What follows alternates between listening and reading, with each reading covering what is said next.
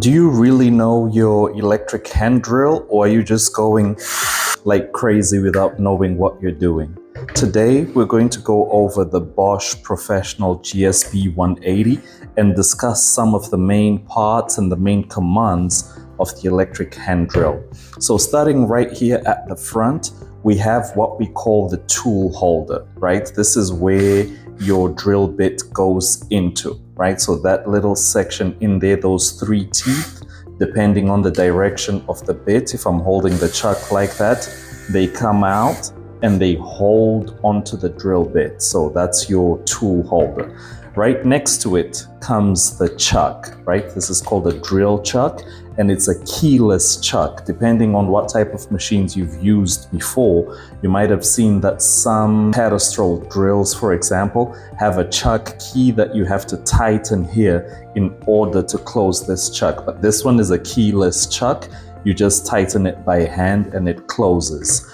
On the chuck itself, you might not be able to see. Let me see if I can improve the view here. First, it shows you the direction for opening, closing, and locking, and so on. But you also have some numbers on there which show you the chucking capacity. Now, if you open this tool holder, it can only open up to a certain point, right? And the diameter to which it opens limits the type of drill bit that you can use, or the size of drill bit that you can use rather. So the chucking capacity is how big of a drill bit we can put in here.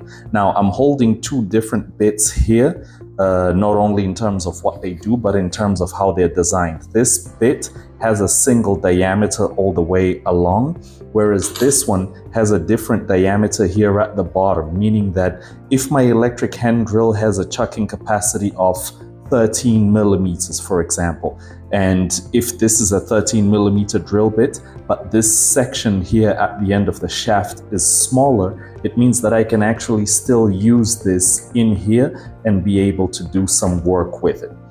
After the chuck, we have this torque preset ring here.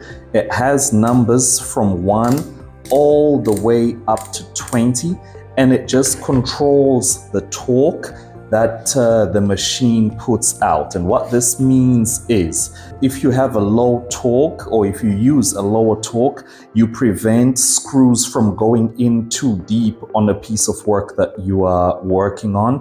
The numbers indicate how much torque you're putting out. So the lower the number, the less torque that is going out. And the reason you need this is that in some instances, you want only a limited amount of torque, or you want only a limited amount of pressure on a screw, so that you're not driving a screw and it goes all the way down and damages the surface. Now, these are different for different machines. Some machines might go only up to 15, some machines might go up to 20, but you have to get a feel for it. You have to use it to understand exactly how it works.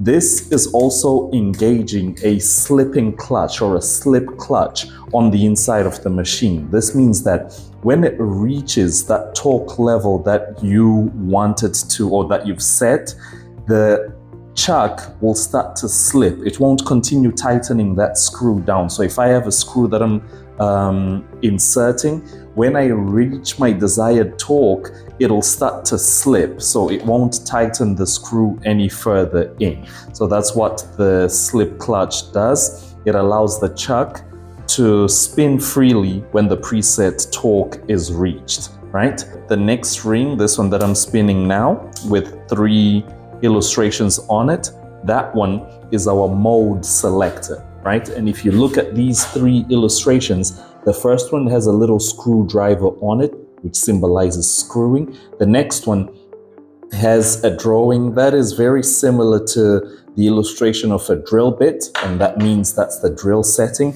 And this third one is the hammer setting, right? And we use the hammer setting when we are drilling on masonry, right? With this type of drill bit, a masonry bit. And masonry means walls, cement, bricks, etc. Now, this hammer setting, if you're using a much bigger hand drill, or a much bigger drill in general than this, you will actually feel your drill jerking backwards and forwards while you're drilling. On a smaller drill, you don't feel it as much, but the hammer setting actually moves, allows the drill bits to move back and forth, making a bigger force on whatever you are drilling. So this here is the mode selector, and you just spin it around to select the mode that you want. And you'll see that there's a little arrow that indicates that where you are, right? So if the arrow is pointing at the illustration here, you are in the right place. Okay, don't leave it in the middle where it's ambiguous. Make sure that it clicks. There's a little click when you get to the right setting. It sounds like this, right? So that is the mode selector. After the mode selector, we have the gear selector, which is this red one here. And most electric hand drills have a gear selector with a number 1 or 2. Now, if I keep it on 1 and I put it on the drill setting, the sound it makes is actually different. I hope you guys can hear the difference in the video. So we are on gear 1 right now, and this is what it sounds like. I'm gonna move it to gear 2, and this is what it sounds like. Now, if you can't hear the sound, don't worry, I'll explain to you what's happening. Gear 1 is low speed, high torque. And we use this specifically for when we are screwing, right?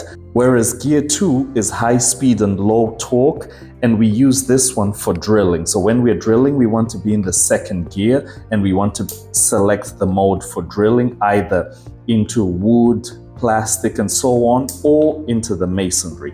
We must always be using gear 2 because we want that high speed and low torque, right?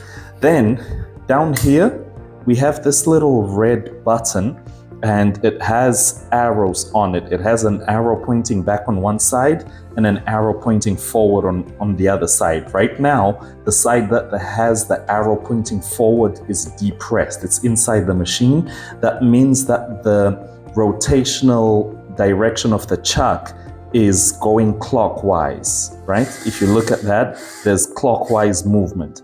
If I press this button on this side, then the chuck starts to spin anti-clockwise. And this is important because in many situations you might want to remove a drill bit, or you might want to remove a screw that is stuck, whether it be a screw or a drill bit. Using the reverse function allows you to remove either the bit or the screw from whatever you're working on.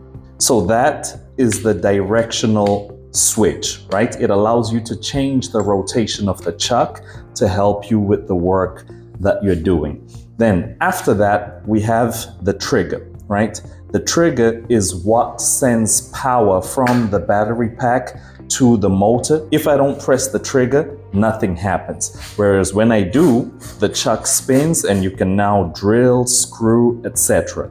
Now, what is interesting on some drill bits like this one, the amount of pressure you put on the trigger also directly relates to the rotations of the chuck itself. So if I just lightly press the trigger, which I'm going to try and do here, I'm just lightly pressing, right?